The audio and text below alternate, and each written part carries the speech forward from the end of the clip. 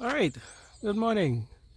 So, today I'm going to have another very interesting video for you.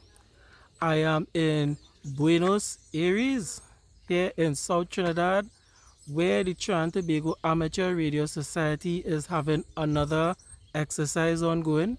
And we're going to go in there. We're going to see what they're doing. We're going to find out what they are up to. And yeah, I'm excited to hear all about what they've been doing this past couple days here. So let's go in and check them out.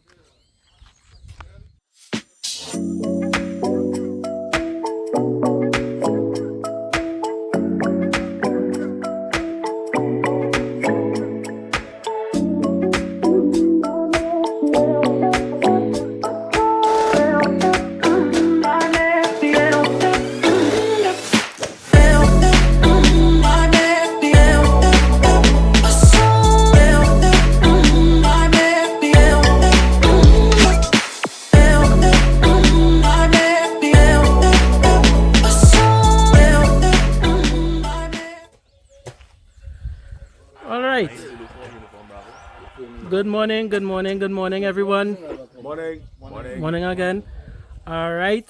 So today we are here again with the Trinidad and Tobago Amateur Radio Society.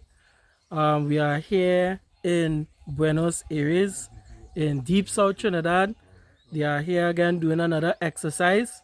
So the first thing I want to do is to, well, first of all, introduce Mr. Dev Goside, who is one of the main coordinators within the Trinidad and Tobago Amateur Radio Society. And what we want to do is to first and foremost, just to remind our viewers and those who may be watching this video for the first time, could you, Mr. Goside, just give us an introduction again to the Trinidad and Tobago Amateur Radio Society? All right. Okay, Marvin, thank you very much for making the trip down to Buenos Aires to do a little bit of stuff here with us. I want to thank you for that. The Amateur Society is about 76 years old, and we conduct exercises like this, especially now that we're going to start the hurricane season. We want to make sure that hams are equipped to operate even off-grid. You know, we have solar panels and whatnot, and of course we operating on a field. So this is normally called a field day exercise, okay, where we test our equipment, make sure it's functioning, make sure we can communicate effectively across the world. All right, very good. So very quickly, what I want to do is we could probably introduce some of the hams here, some of the ham radio operators. So very quickly, well, we already know you, Mr. Dev Goside. We could probably just go around real quick and everybody could introduce themselves and the call sign, and then we'll continue along with the video. So, you sir? Yes, I'm Jose, Hotel Charlie 1, Tango Charlie Hotel, licensed in Ecuador, and on vacation here in Trinidad. Very nice. Hi, the name is Irvin. That's Uniform Romeo, Victor, Yankee November, and the call sign is 904 Uniform Bravo. Thanks for coming here today. If you would allow me to just say a few minutes. Sure. This has been planning in a while. We've been talking about it. Eventually, we'll get to some of the other main organizers of the event here today. We've had quite a number of persons pass through. I think we had up to about 18 or 19 persons yesterday, and we have some more people coming back today, and some new people coming here today. So all in all, the event has been and continues to be a success. We hope that it will continue to grow. As you see the equipment and stuff like that, so you'll find out that later on. And just thanks for coming and happy to be part of the whole thing. Excellent, excellent. Thank you, sir. Hi, good morning. The name is Nadeem, call sign 904 November Echo Delta. Nice to have you here with us. All right. Hi, the name is Mickey, and the call sign is 904 Mike Mike. I'm the South rep for the organization, and we're happy to have you around. All right. My name is Henrik, and I'm 903 Alpha Charlie. Nice, nice. What Mickey forget is that he's the main organizer here today. Good morning, my name is Glenn, 9 Zulu 3 Golf Kilo Mike. All right. He's not a harm. So no one else is harmed. You're harmed, right? Hi, good morning. My name is Garth, Gulf Alpha Romeo Tango Hotel. The call sign is 9 Yankee 4 Papa, and I am the North Rep over there. Nice, very good, very good. So, I know you briefly gave some information, but could you all just explain to us what is the core purpose of this particular exercise here today? And more specifically, why did you all choose to also overnight here? All right. Well, the thing about it is that, you know, like I said, the purpose of the exercise is to test our ability to communicate under duress, so to speak, you know. And normally a disaster or something like that doesn't last for 3 or 4 hours. Like when you go to the beach, you know, you change your clothes and you go back home. You know, sometimes you may need to overnight. You may need to test the equipment to make sure the batteries will last that long. Correct. And all that kind of thing. So it's a way of, you know, putting it through the, what shall I say, the endurance test of your equipment, your batteries, you yourself, you know, when you go to sleep, when you get up, that kind of thing. Discipline. And of course, what it does too, it builds the camaraderie among the guys who are here. Right. You know, we cook together, we share food.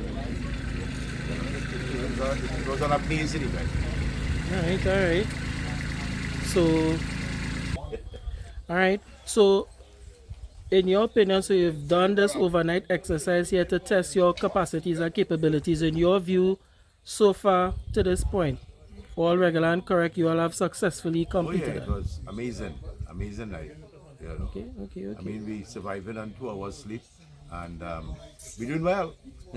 Okay, very nice. And what I can add to that too is we're doing well because it didn't go well. We had several circumstances where, you know, we lost irradiation because of the overcast conditions, so we were able to test the capability of the batteries. We had issues with the antennas, connectors, things like that, so we were able to also test our ability to adapt and repair and do those things in the field over an extended period of time and you could say real world circumstances. So it went well because it didn't go well in all. Alright.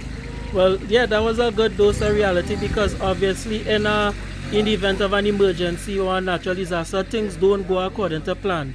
So the fact that they didn't go according to plan and you all were able to readjust and to adapt, as you say, that is very, very good. One other thing it gives us a chance to do is reevaluate how you pack your stuff when you're coming out for this thing. So, like how we had to solder stuff, you need to know that you have solder, you need to know you have analyzers to find the problems, you need to be able to troubleshoot in the field. Because according to disaster preparedness rules, it says that up to 72 hours, right? You need to be able to sustain yourself at least 72 hours before help could come in most situations, right? And we're not even at 50% of what we come here with, and we've already gone almost 24, right? Or past 24 hours. So it shows that we have the capacity to go on well past what is required. Very good. In a natural disaster. Very good. So we here in Buenos Aires, which most people would consider a rural area, but was there any other specific reason why you all chose this particular site? Right, being off-grid is always welcome, but if you could more or less facilitate survival in this environment in more urban areas, you're sure. Right. You put the best test to the limits of your capability. And while Sheldon is correct, fortunately, the owner of these premises is Mickey. And he's also the South Rep. So, you know, we had the gods just making sure everything was aligned so that we could have been here yesterday and today. Thank you very much, Mickey. I want to say that The thing about publicly. it is, brother, is that, you know, going on, all the people in the know, with the qualifications and big representation of letters behind the name, say, with assurance, we overdue for a natural disaster. Overdue, long overdue. The concept of God is a Trinity will only hold for so long. One of these days we'll get catch with pants down. Objective of being prepared is necessary. Every rainy season is also hurricane season. How much people has take that serious is questionable. The reality is how much people have been prepared is also very questionable. The objective is to ensure that have the ability to function. Apart from the fact that the rules of the license governing amateur radio requires you to be of service to your country. That is part of your rules of licensing. And that is just it, brother. Being able to contribute to ODPM, natural disaster, it is necessary that you give back to the country when you get your license. Very nice, very nice. And I think what you're doing here, as I say, is giving back as a human service. Again, testing your capabilities in predictable and unpredictable circumstances in a rural area. I believe all these culminated factors are a good thing, and it's definitely helping you all to achieve the objective that you all set out for today. Well, for this weekend, I should say.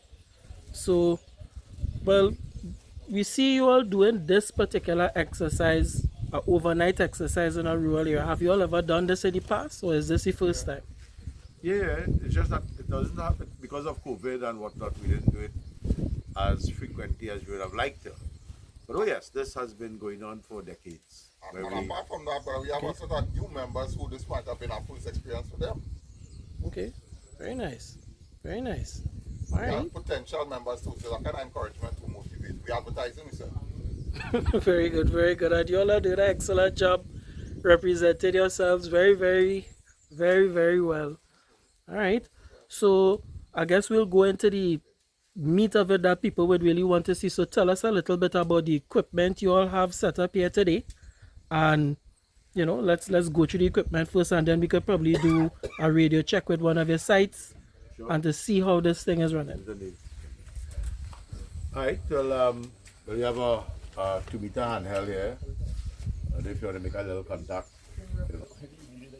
904 Uniform Bravo. 904 Uniform Bravo.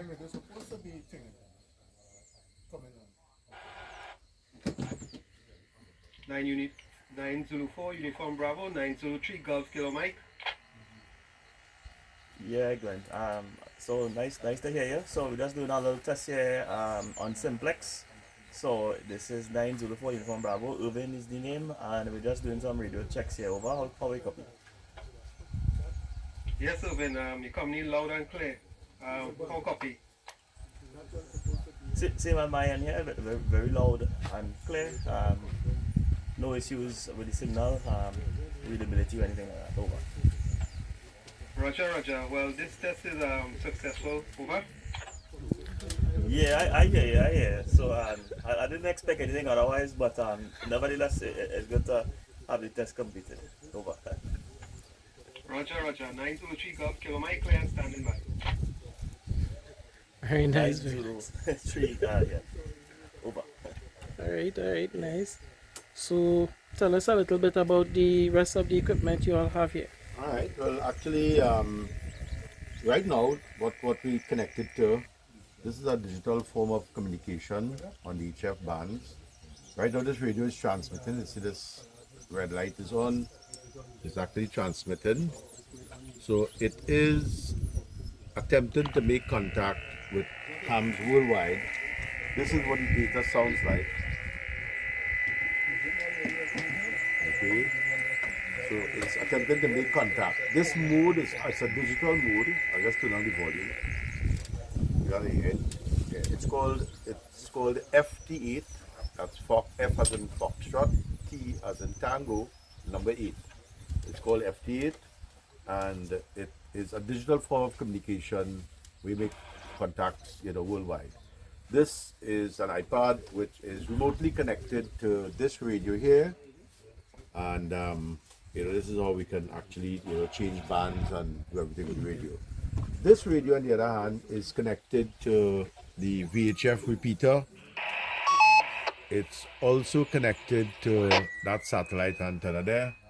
So we were hoping that we get a little satellite passing, but the next one is actually coming up around 2 o'clock. That will give us a signal that we want to. So we could track that those satellites are moving relative to the Earth.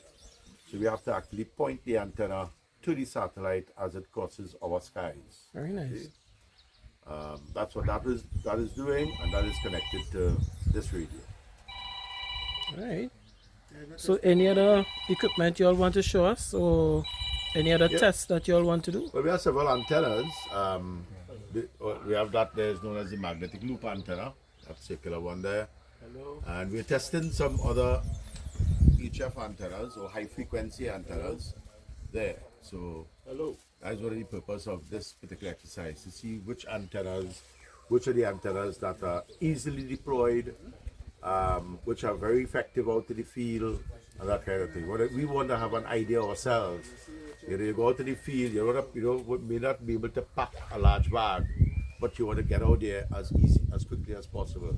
So that's the purpose of testing all the various antennas, looking for signal strength reports, and look at its ability to be easily deployed. For example, if you look at the wire antenna we have there behind you, you can look at that long pole and the wire that's coming down to the radio that's on FT8. Right. That one takes maybe about 15 minutes to deploy, but in these antennas you can deploy them in like 2 minutes. Right. So when you need emergency type quick response, these antennas might be, but then you're looking for the efficiency of the antenna, and all that sort of stuff. But this is what we're hoping to assess during a weekend like this.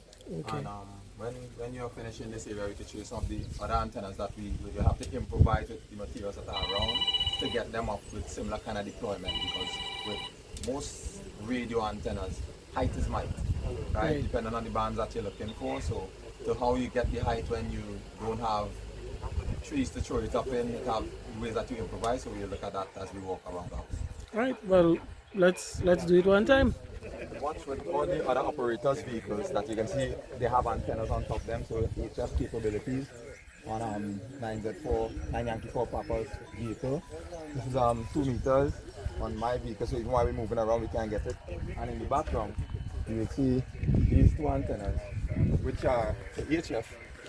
The one in front is for the bands of 12 and 70 meters. Right. So this is a rotatable dipole. The next one is also a rotatable dipole, but this one is dual band. This one is tri-band, which is 10, 15, and 20 meters. Because different times a day you get better access to different frequencies. Right? Understood. So this would be a 10-element beam. Right, so this is for 2 meters as well. So if you need to cover some serious distance, right, with the 2 meter radius, you would use an antenna similar to this. Okay. Right, and we have switches, so we can switch from between antenna to antenna if you're using the same radio. Right. And this is the infamous Bacano tree to get the height. So one of the reasons for using this location is that it has natural resources that you can be drawn on by hands. So just like there's that tall pole up there to get the wire antenna up, there we have a Bacano tree, which is an improvised version. So you just lean up, dig a hole, put it in there, and run the wire from there and coax back to your radio, so that you have access to different bands at different times. Most bands are more active during the night in the HF spectrum, so hence if you are around early this morning or late in the night, you can get more distance and more coverage from off of those bands. As we walk past, gentlemen, just give your call sign as we pass it. Hi, Nadim 9Z4 November Echo Delta. Right. Robbie 9 Yankee 4 Romeo. Nice to meet you, sir. Pleasure. Right. And then we also have some other equipment, because we have to power the equipment somehow. So in this side, you pass a solar panel outside, which is connected to this system. So basically this runs all the light and all the equipment almost indefinitely once you can regulate your power properly. Because I've been running all my equipment at home with this system for the last 2 years. This is a HF radio. So this is for the bands that I was telling you about, right? Let me see if you seem like you're hearing somebody on there right now faint in the back, but these conditions are not best for this. So this is a tuner, so depending on which antenna you use, you try to make sure it doesn't damage your radio by tuning it down so it will be balanced. But for most of the antennas out here, it doesn't require a tuner. Right? So that's what you want in these kind of situations. No tuner, stuff that you can deploy and know that it just works. Understood. Yeah? So as you pass in, you'll give your name and your call sign. Oh. What? Sorry? Yeah, give your name and your call sign. What? What's that? You don't know me? The camera. No, the camera. Yeah. Well, as you see, we had a Yeah, so as you can see, well, everybody was roughing it. So we have tents, we have hammocks. So we have people tent over here on that side. We have tents here. Some people even sleep in their vehicles, right? Just trying to best mimic grid down, which is no external electricity situation, right? And a situation in which normal amenities is not available. Correct. Right, so that's why we try to have it in such a way where operators could park their vehicles, deploy and go to the area of a disaster instead of just staying in their homes and pass communication to get vital help and vital supplies to people who are in need during a disaster. Right. Very nice. Right, so just like with the stuff that I was showing you inside here, the systems used by 9Y4 Delta Golf is also solar powered. So everything that he has here, he has a solar panel that he can just open out and charge his batteries back up and run almost indefinitely, as long as it takes for help to come. All right. Yeah. I'm doing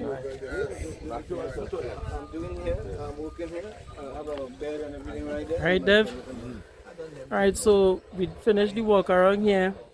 I think we have a good grasp on what you're all trying to do, what you're all trying to achieve. I think it's been very successful. So, like I said, especially for any new viewers, maybe you could just give us an idea on how people could get in contact with the Trinidad and Tobago Amateur Radio Society and a brief idea on how they could also become hams again as well. Wonderful. Okay, the easiest way is to go to our website, and it's 9y4.tt. Now, as hams, we say that phonetically. So it'll be 9 Yankee 4 dot tango tango. Go to that website. If you're a ham, there's a link for hams to register, and we'll join you on our WhatsApp chats and whatever else.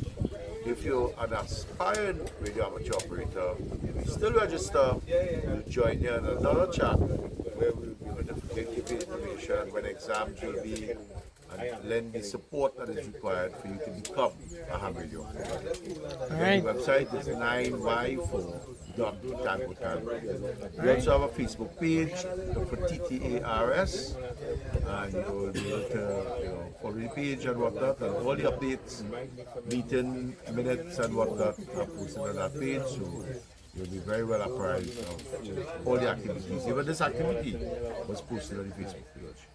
All right, good. So people could visit your Facebook page to find out about future activities like this if they wish to participate and contribute to the society. All right, perfect. Well, very good. Well, again, gentlemen, everyone, thank you very much for your time. Greatly appreciated you all facilitating this interview, this video again today. And I wish you all the best of luck in your future exercises as well, and hope to see you all at those future exercises as well. I hope to see you, and Marvin, thank you so much for your support. Really appreciate it. On behalf of all the members of TTARS, thank you very much. No problem, sir. All right, well, have a wonderful day and all the best. Till the next one. Thank you. Take care. All right.